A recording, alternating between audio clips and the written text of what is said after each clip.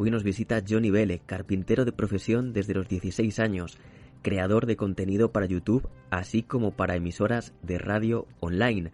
Ha escrito 2 libros, Radio Morgue y recientemente Actos Macabros. Ya desde muy joven se interesó por el mundo del terror y comenzó a leer libros y a ver películas no aptas para su edad de manera furtiva. Ese quizás fue el germen que le ha llevado a escribir como lo ha hecho hasta ahora.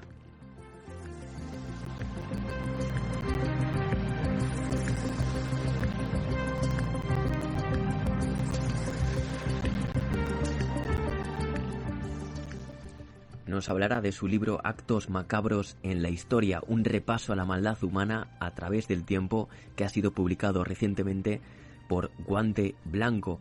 Es un viaje a través del tiempo porque comienza en la prehistoria y nos lleva o nos trae hasta la actualidad. ¿Cuándo han sido los actos más atroces y despiadados llevados a cabo por el hombre? ¿Es posible que en el futuro sigamos repitiendo estos actos? Además, se hace una pregunta y se la vamos a hacer nosotros a él. Claro, ¿es malo el hombre por naturaleza? A ver qué es lo que nos cuenta, porque también repasaremos 3 casos que aparecen en Actos Macabros en la Historia.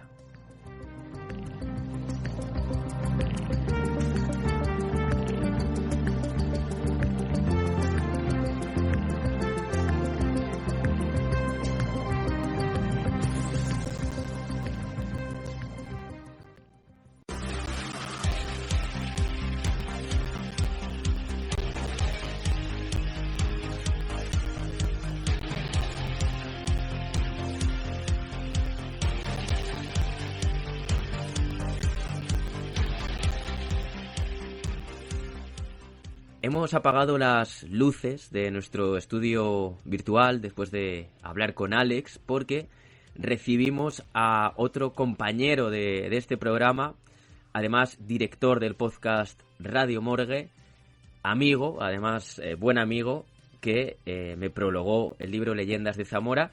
Y tenemos aquí con nosotros al hombre de las películas, al hombre de los libros, al hombre de YouTube también, Johnny Vele. ¿Qué tal, amigo? Y al hombre de negro. Y al hombre de negro, me ha faltado eso. Hola, Alberto, y oyentes y familia de Hombres de Negro. ¿Qué tal estáis? Pues yo muy bien. La verdad que, bueno, siempre que se presenta un libro, pues con un poquito de nervios, con esos cosquilleos en el estómago.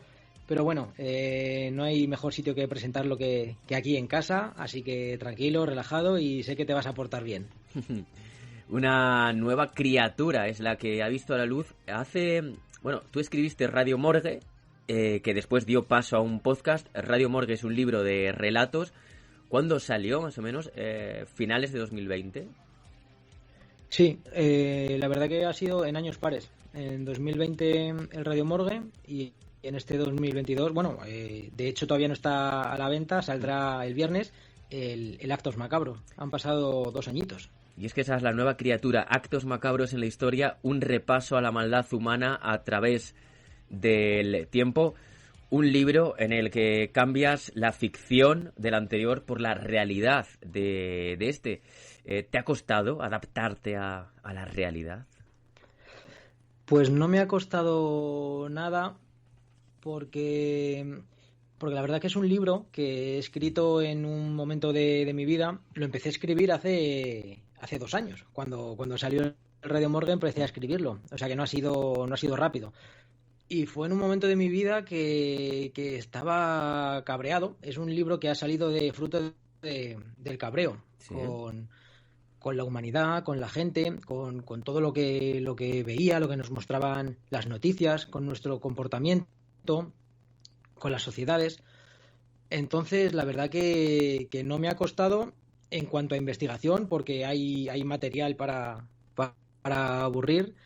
Y ha sido paulatinamente, ha sido poco a poco, cada vez que me ha servido un poquito como de desahogo y como también para exteriorizar todo lo que sentía. Entonces, por eso sí que es un libro quizá más duro y sin duda muchísimo más terrorífico que el Radio Morgue, porque todo lo que se cuenta y se plasma pues es así, es real y es lo que nos acontece día a día. Además, como has dicho, empezaste a escribirlo hace 2 años y poco a poco te iban surgiendo nuevos temas, ¿no? Eh, ¿Cómo ha sido eso de cortar en un momento determinado y decir, vale, ya no voy a incluir ningún acto macabro más, porque es que hay muchos a través de la historia? ¿Cómo fue el momento? Pues no sabía bien cuándo parar, porque me iba escribiendo un caso, otro. De hecho, se me han quedado bastantes en el tintero, que los tengo guardados, no los tengo escritos, pero sí que he investigado sobre ellos y los tengo almacenados.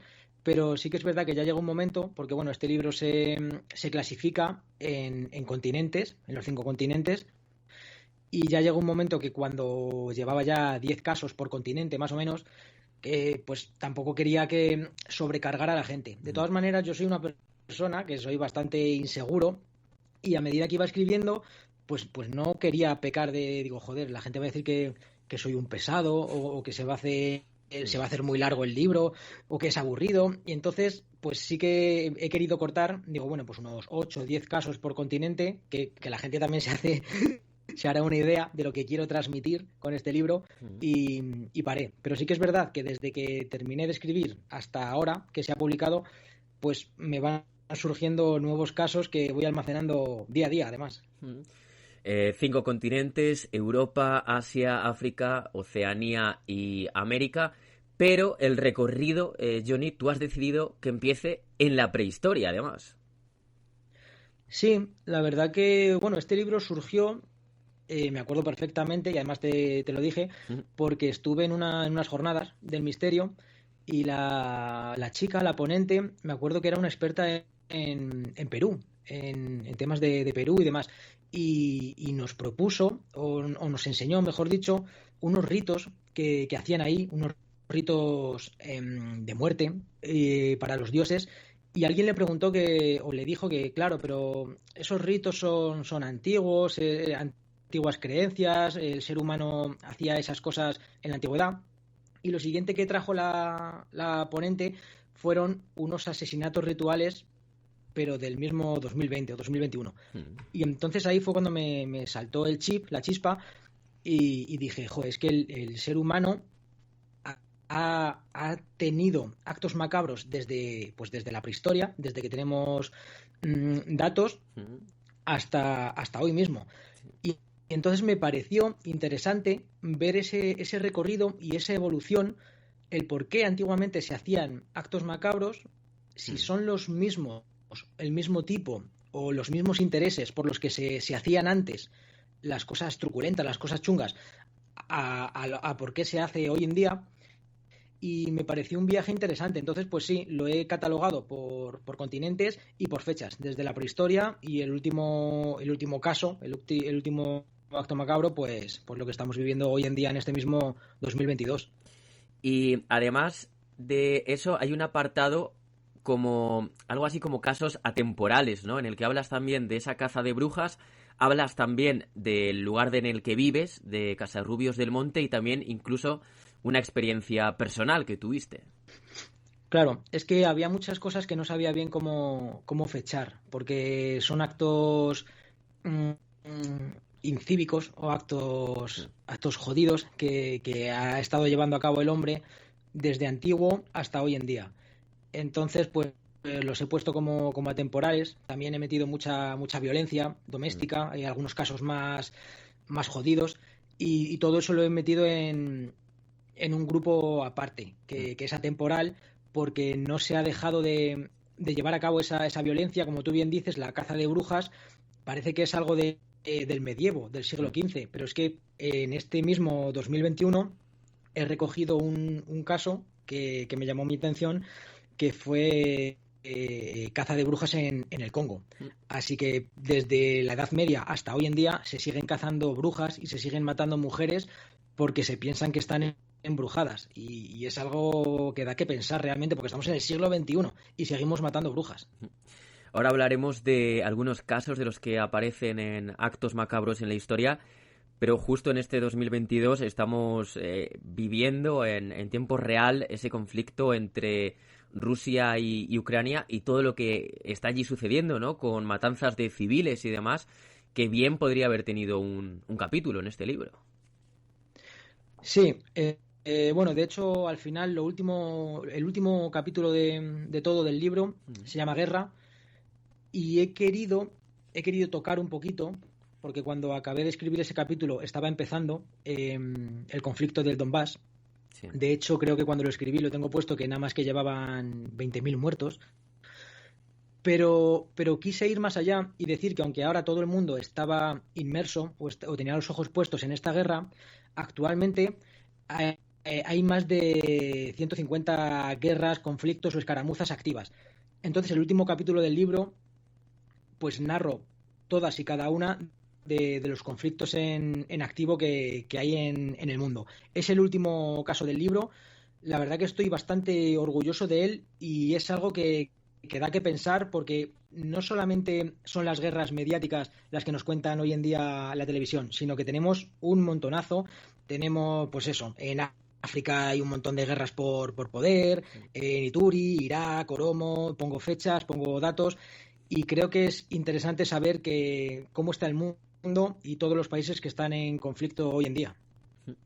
Pues sí, la verdad es que sí es interesante eso y es importante porque al final, pues a nosotros solo nos llega lo que está más cerca, ¿no? Lo que podría ser Rusia y Ucrania, pero lo que ocurre en África, por ejemplo, o en otros continentes, pues prácticamente no tenemos noticias de ello y se masacra a civiles, pues a diario, podríamos decir.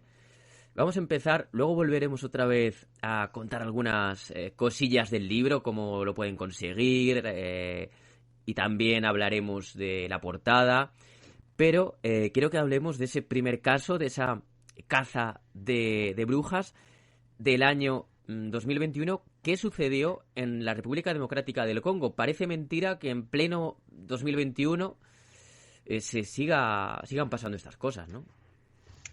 Sí, pues este caso le observé porque salió en la prensa y en televisión, y había un titular que lo transcribo literalmente, que pone: han quemado vivas a 8 mujeres en una pseudo cacería de brujas en la República Democrática del Congo. Entonces, pues nada, me puse a investigar, me puse a mover los hilos y demás, y efectivamente, este no es un caso aislado.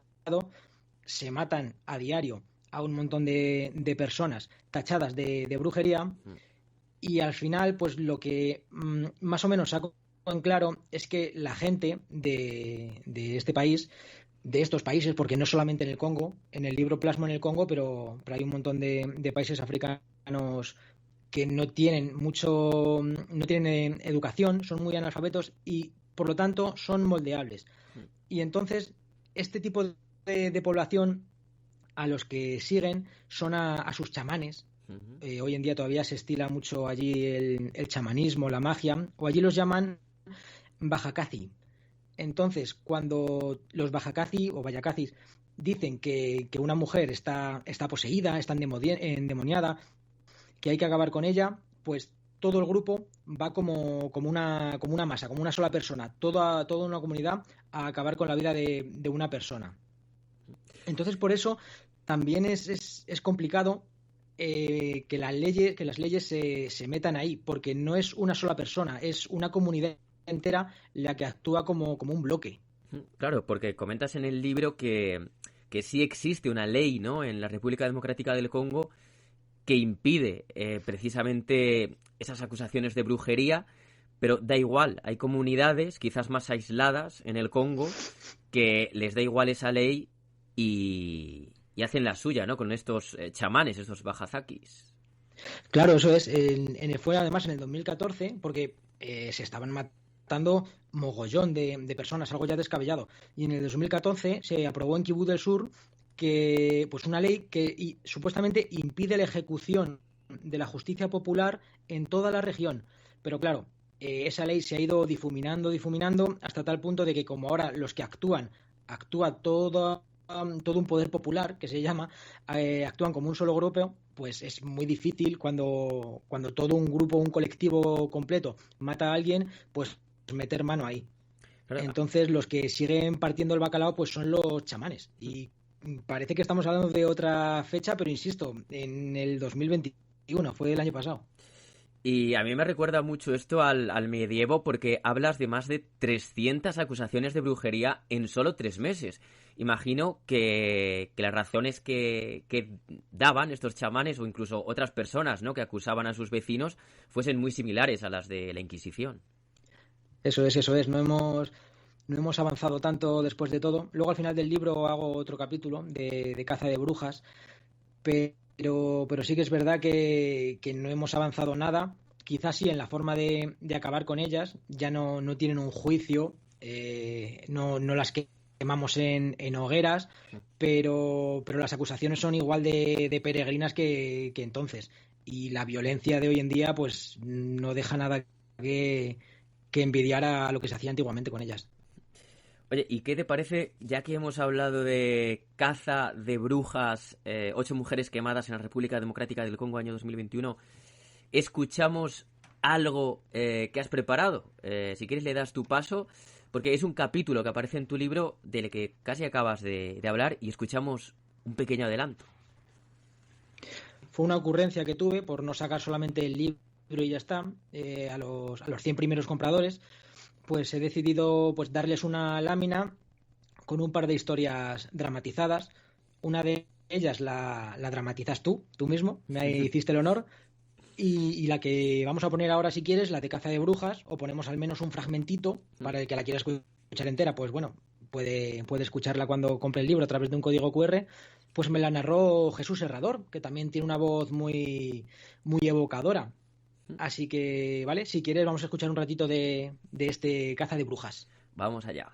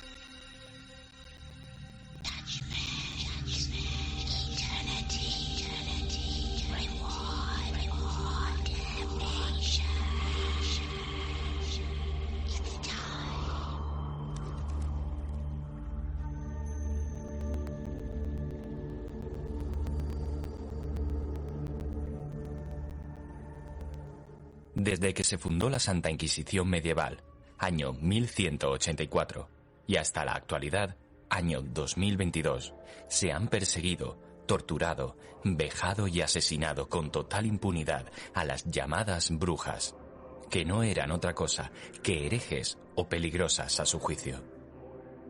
La conocida como caza de brujas se llevó a cabo con mayor fiereza entre los siglos XV y XVII. Aunque, en honor a la verdad, la Santa Inquisición no era la única que asesinaba bajo el nombre de la fe en aquella época.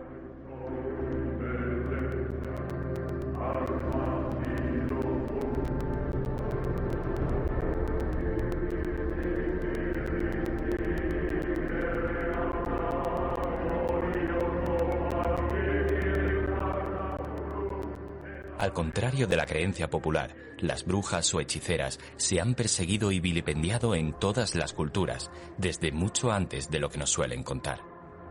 Incluso mucho antes del cristianismo, ya que en el Pentateuco, Éxodo 22:18, ya nos cita textualmente: «No dejarás que las brujas vivan». Sin duda, mandamientos macabros que incitaban u obligaban a cumplir los designios divinos a los creyentes que no querían sufrir la ira del cielo. Hemos escuchado parte de este capítulo de la voz, a través de la voz de Jesús Herrador, como dices, evocadora, y nos vamos a ir ya al siglo XX, Johnny, al año concretamente 1958, porque es otra de esas cosas, otro de esos temas que parece que podían ocurrir en el siglo XVI o siglo XV o en el siglo XIV, pero no, ocurrió en el siglo XX. Y es el zoológico humano de Bélgica, Johnny. Sí, la verdad es que no es el único país, no es por vilipendiar a Bélgica, porque de hecho un montón de países han tenido zoológicos humanos. Desde Francia, Italia, por ejemplo, y, si retrocedemos atrás, pues en México, de Moctezuma también, Alfonso XIII los tuvo también en el Jardín del Buen Retiro, pero claro, todo esto fue hace 80 años antes. Lo que estamos hablando ahora, el zoológico humano belga, que de hecho fue el último, ocurrió en 1958, ya casi en la década de los 60. Y es lo que más me llamó la atención, porque además fue en una feria de exposiciones y coincidió con la creación del Atomium, que sí que se ha quedado ahí en Bélgica como seña de modernismo, de principios, y a los pies del Atomium, lo que yo no sabía, y por eso he querido rescatarlo, es que a los pies del Atomium reconstruyeron un zoológico, un poblado de congolés, donde la gente pagaba entrada y tenía vía libre para insultar, para tirar cosas a todas las familias que estaban ahí recluidas en contra de su voluntad. Eran, bueno, en esa época se llamaba el Congo belga, ¿no? Sí. Pertenecía a Bélgica. Este país era una colonia y claro, qué ocurrencia, ¿no? Coger a unas cuantas familias, hacerles allí unas casas, hacerles unas chozas y que siguiesen haciendo lo que hacían en su tierra, pero en Bélgica, y además que les pudiese ver la gente. Sin duda eran tratados como animales, ¿no? Allí, porque no estaban libres, no eran libres. No, claro que no. De todas formas, este fue el segundo zoológico belga que hicieron, porque quisieron replicar uno que hizo el rey Leopoldo II, ese gran por decir algo, carnicero, que madre mía, cualquiera que conozca un poco la historia de Bélgica y del Congo belga, Leopoldo II fue una figura bastante truculenta. Y él, en el 1897, ya trajo a un montón de nativos de allí, del Congo belga, los trajo a Bélgica y les facilitó unos tramos de río, les puso unas vallas, les cercó, y allí sí que hizo su primer intento de zoológico. Evidentemente murieron un montón de personas, no estaban acostumbradas ni al clima, ni, ya ves tú, enfermedades, a la gente, los maltrataban, estaban desnutridos. Pero claro, trajeron a Bélgica un montón de poder, trajeron visitas y trajeron influencias.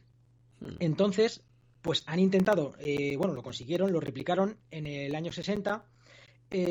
Su nombre original fue la Exposición Universal de Bruselas y, como digo, abrió las puertas en el 60.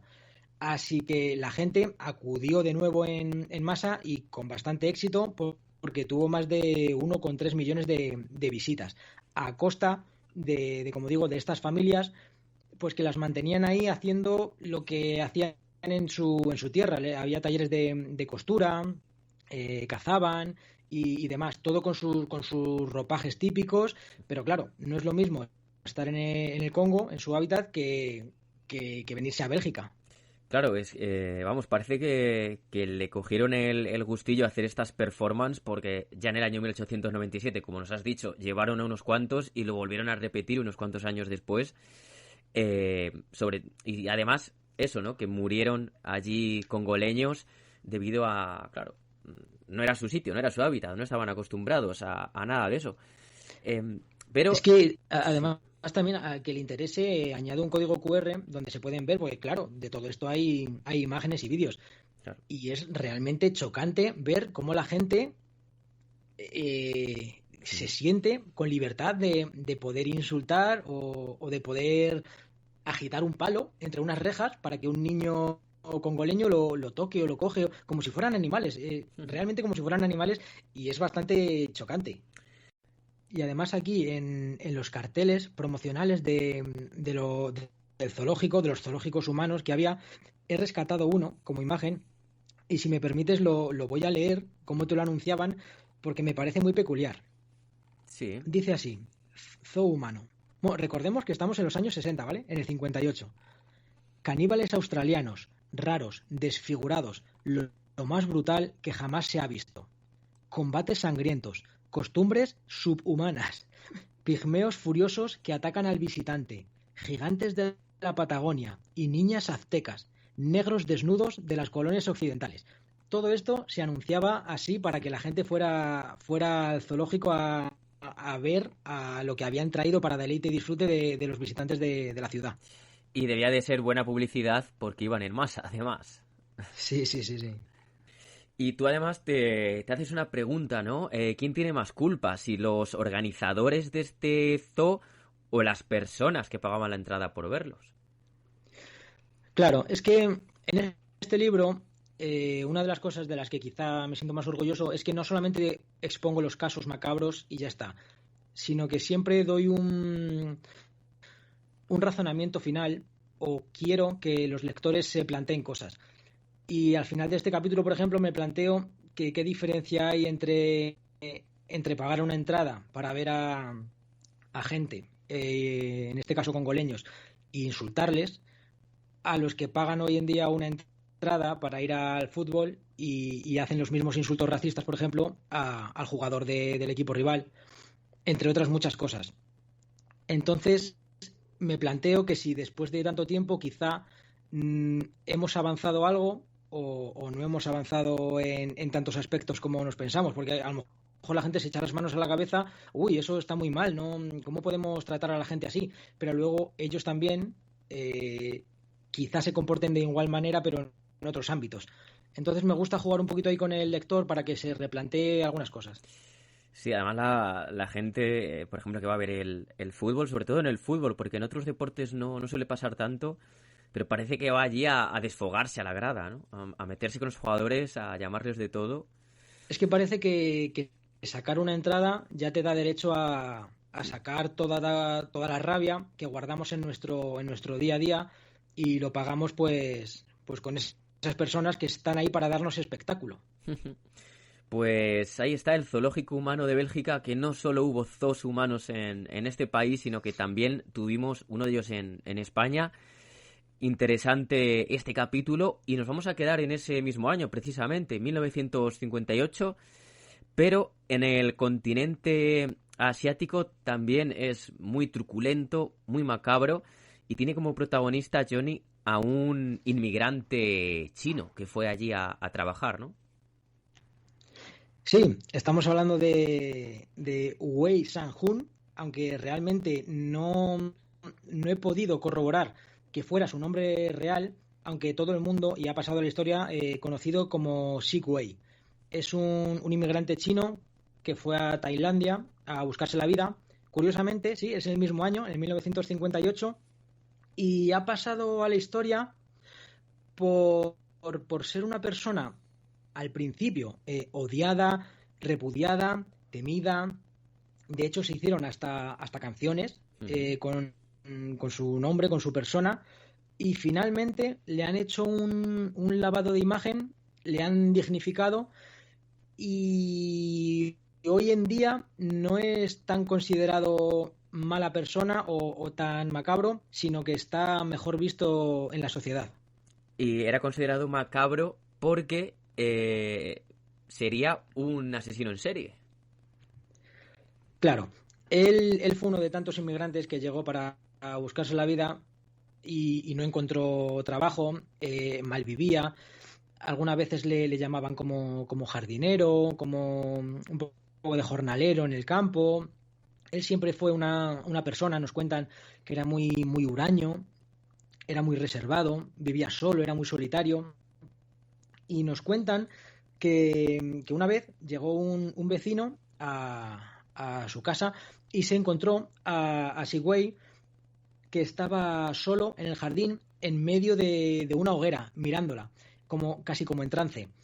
El vecino se acercó a ver si estaba bien y descubrió que de esas llamas del fuego sobresalía un pie. Más tarde se descubrió que el pie era del propio vecino que lo había descubierto.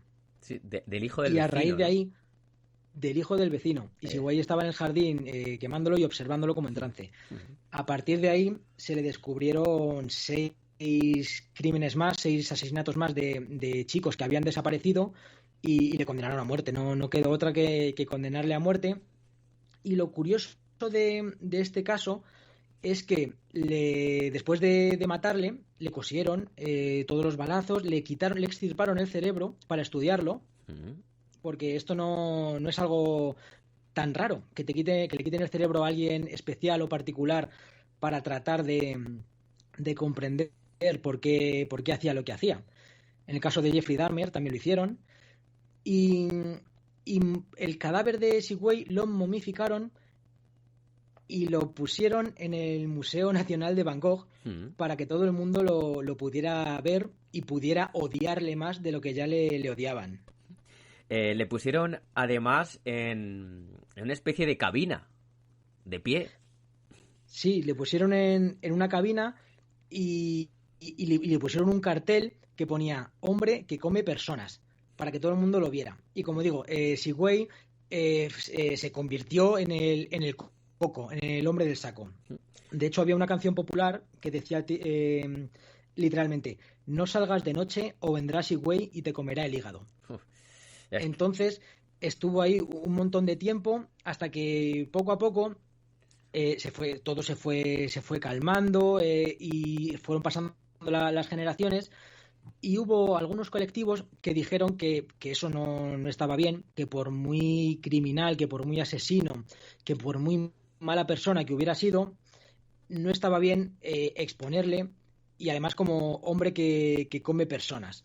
Entonces decidieron cambiarle el letrero, y lo primero que también dijeron es de quitarle de ahí, pero los organizadores del museo dijeron que no, que debería ser un serio correctivo para que todo aquel que lo viera, para que supiera lo que les pasaba, y que no querían quitarle de aquella cabina. Claramente para dar ejemplo, ¿no? Según ellos. Claro, para dar eso es, para dar ejemplo. Lo que pasa es que, claro, luego fue pasando el tiempo, todo se fue suavizando, y también hubo unas campañas en favor de Sigüey, y algunas voces que antiguamente no hablaron, pues comenzaron a hablar. Familiares de los niños desaparecidos hicieron campaña en favor suya, porque no se creían que él hubiera podido matar a sus familiares. Dijeron que él no sabía hablar tailandés, recordemos que venía de China, y la policía le había sonsacado, supuestamente, o él había confesado muy minuciosamente cómo había matado a todos los chicos, cómo los había asesinado, dónde estaban los cuerpos y demás. Y los familiares sostenían que una persona que apenas sabía hablar el idioma, que era muy analfabeto, no podía haber hecho una confesión tan minuciosa. Recordemos que estos crímenes traían a la policía tailandesa de cabeza durante años, porque no encontraban ni culpable ni asesino, y que quizá Sigüey hubiera sido una cabeza de turco y lo hubieran encasquetado pues a todos los asesinatos. Entonces pues se hizo campaña y finalmente sí que consiguieron retirar su momia y incinerar sus restos. Claro, en el libro además queda esa duda, planea la duda de si Wei fue ese asesino y caníbal de niños, como decía la policía tailandesa y las autoridades, o si fue una cabeza de turco, alguien que no hablaba el idioma, alguien solitario que no tenía allí familia, extranjero, y todas las culpas cayeron sobre él.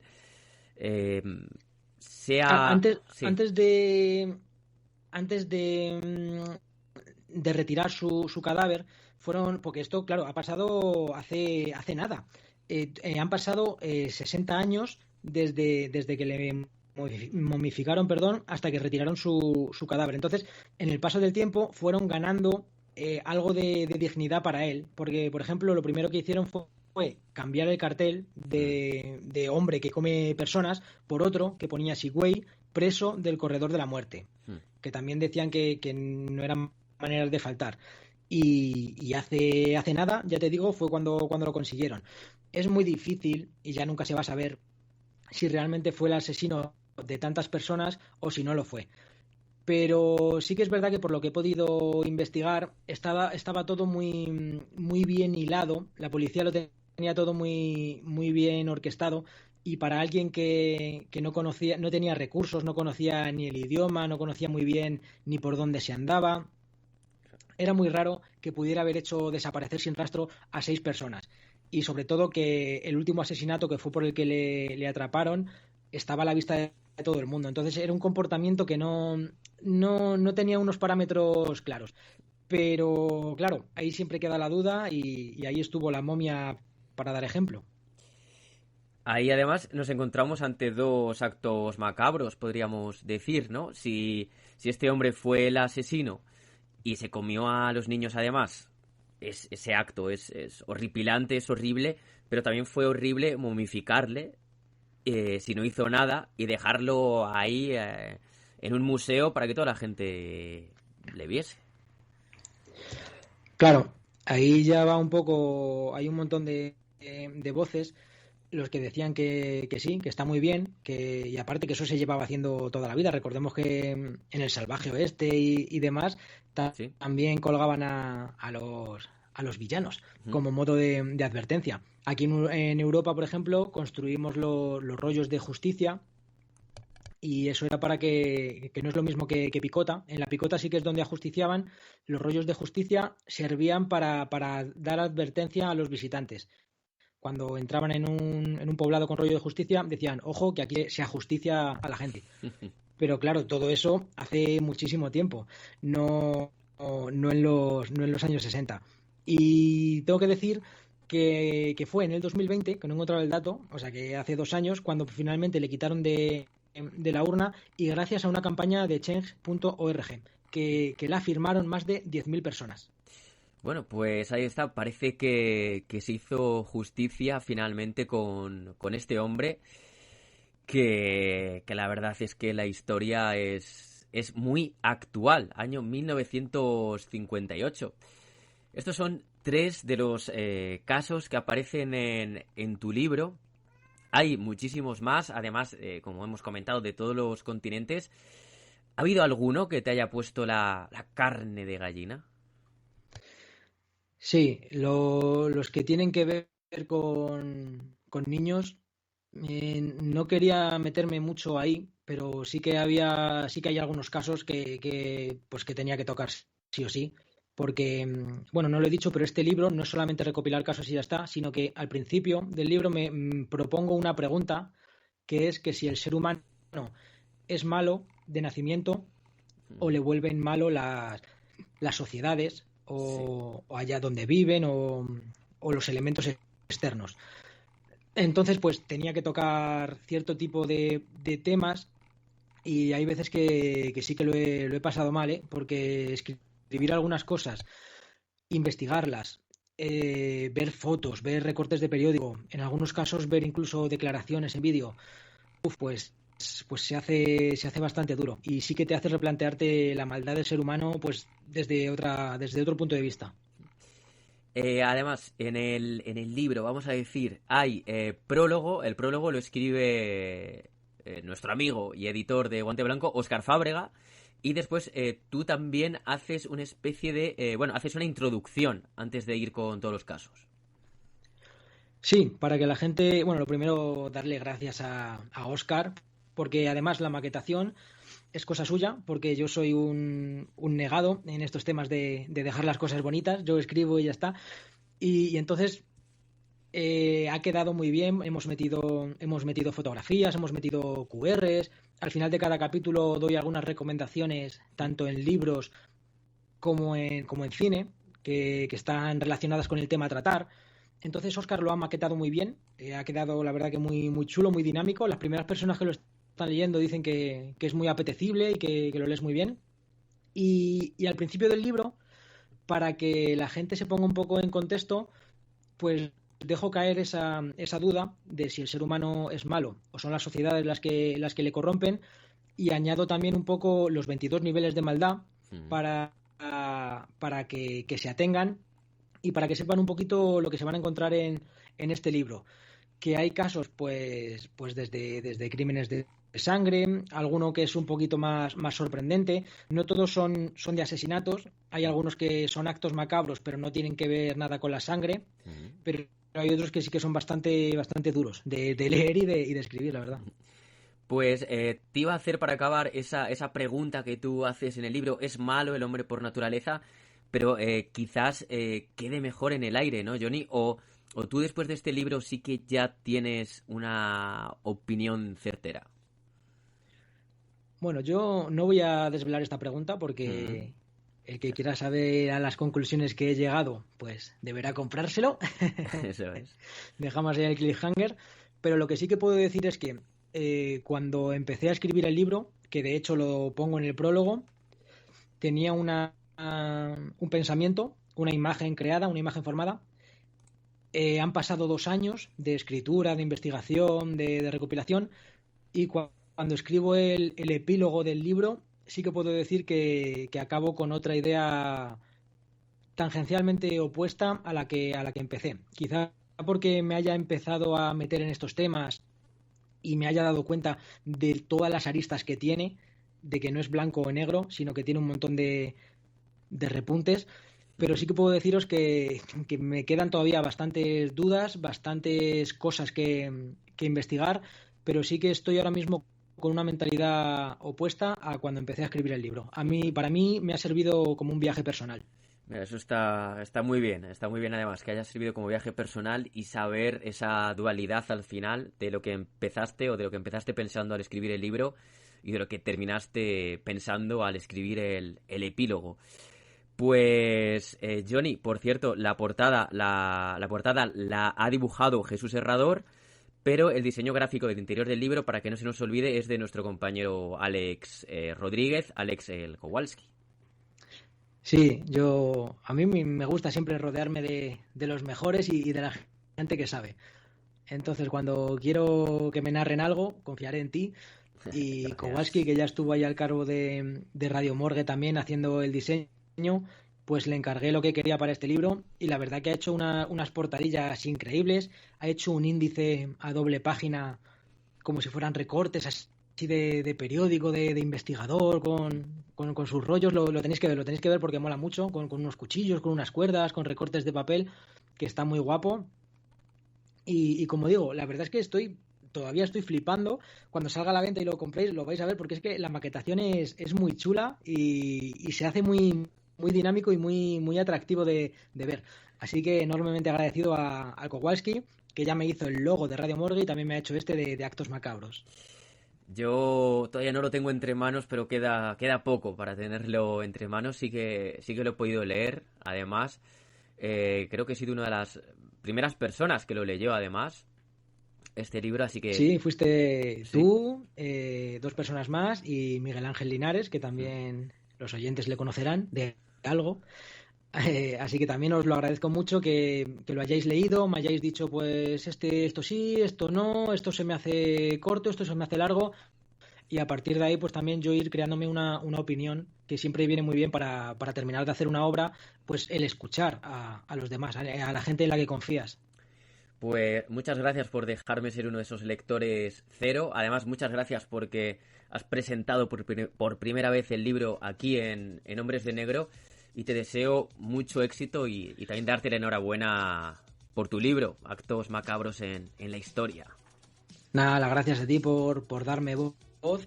Y sí, claro, yo tenía que ser el primer sitio donde se presentara, antes incluso de que esté a la venta. Recordemos que se sale a la venta el día 11, el viernes. Así que el que esté interesado, pues ya sabéis, o en la página de la editorial Guante Blanco, o si no, si me queréis escribir a mí y os lleváis, si sois de los 50 primeros, os lleváis un par de láminas con QR y Alberto narrándome esas historias. Eso es, ahí está, en la página web de Guante Blanco, o poneros en contacto con Johnny Vele a través de Twitter o de Instagram, porque merece la pena tener esas 2 láminas que representan 2 capítulos, 2 actos macabros que aparecen en el libro, y uno de ellos lo narro yo y otro lo narra, es lo que hemos escuchado un poquito de Jesús Herrador, pero entero. Johnny, un fortísimo abrazo y nos seguimos escuchando. Muchísimas gracias a vosotros.